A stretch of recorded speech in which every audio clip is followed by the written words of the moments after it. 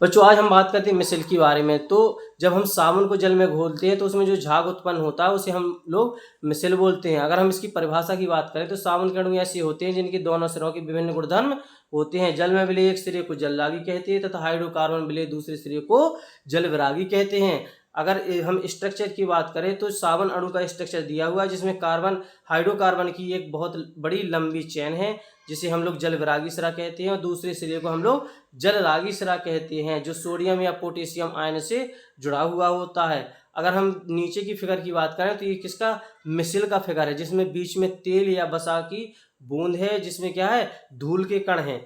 तो इसमें हम देखते हैं कि ये जो हाइड्रोकार्बन सिरा है इसमें घुल जाता है और जो दूसरा सिरा है जिसमें सोडियम या पोटेशियम आयन घुले हुए होते हैं तो ये किसमें जल में घुल जाते हैं और कोलाइडी विलयन का निर्माण कर लेते हैं। जो कोलाइडी विलयन के कण होते हैं वो क्या करते हैं तेल या चिकनाई की बूंद को अवशोषित कर लेते हैं और हमारा कपड़ा साफ हो जाता है। अगर हम इसके तीसरे फिगर की बात करें तो कपड़े में किस तरह से हमारी चिकनाई या मैल की बूंद है। उसके बाद जो नेक्स्ट फिगर है उसमें क्या है जल रागी सिरा दिखाया गया है और विरागी सिरा दिखाया गया। अब ये जो विरागी सिरा है ये तेल या चिकनाई की बूंद से जुड़ करके उसको खींचता है किसमें वाटर की ओर खींचता है या हम कहें कि इसमें आयन आयन विकर्षण फोर्स लगता है। और जो लास्ट फिगर दिया हुआ है उसमें तेल या चिकनाई की बूंद किस तरह से कपड़े से बाहर निकल आती है और हमारा कपड़ा साफ हो जाता है।